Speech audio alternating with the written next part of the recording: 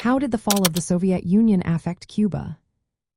Have you ever wondered how a major global event can reshape a nation? The fall of the Soviet Union in 1991 had a dramatic impact on Cuba, a country that relied heavily on Soviet support. This event triggered a severe economic crisis known as the Special Period. During this time, Cuba faced a drastic reduction in resources and trade, forcing it to adapt its socialist model under extreme conditions. Before the Soviet collapse, Cuba's economy was closely tied to the Soviet Union. The USSR provided vital aid, favorable trade agreements, and subsidized oil. In 1989, the Soviet Union imported a significant portion of Cuban exports, including 80% of its sugar and 40% of its citrus. They supplied Cuba with around 13 million tons of oil. When the Soviet Union dissolved, Cuba lost more than 70% of its foreign markets. Oil imports dropped to about 3 million tons by 1993. The Cuban gross domestic product fell by nearly 35%, reflecting the scale of this economic contraction. This sudden loss of support led to severe shortages of food, fuel, and basic goods. Rationing became common, and long queues formed for essential items. Inflation threatened to spiral out of control, and the country faced the risk of economic collapse. In response, Cuba implemented important reforms between 1993 and 1996. These reforms aimed to preserve the revolution and its socialist foundations, even if they diverged from traditional socialist principles. Cuba converted Soviet-style state farms into cooperative production units.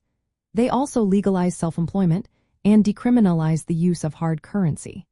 State expenditures were reduced to help stabilize the economy. These pragmatic adjustments allowed Cuba to recover gradually. By the mid-1990s, the economy showed signs of growth, although it took until 2004 Cuba's gross domestic product to return to pre-1989 levels.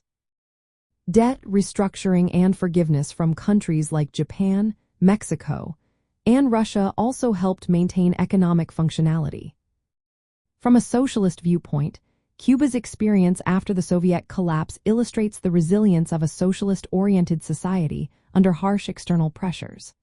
Unlike the Soviet model, which was characterized by state capitalism and bureaucratic centralism, Cuba's survival was aided by grassroots participation.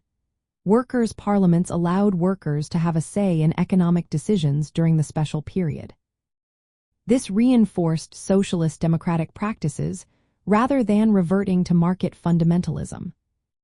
Cuba's dual currency system, introduced later to manage economic imbalances, reflects ongoing challenges in wealth distribution within a socialist framework facing external capitalist pressures. This system creates disparities between those earning in convertible currency and those paid in local pesos. It complicates the socialist goal of equitable wealth distribution.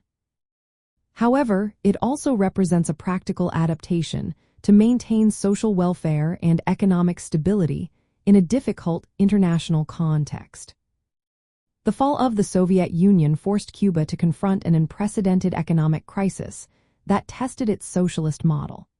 Through pragmatic reforms, worker participation, and international solidarity, Cuba managed to preserve its socialist identity.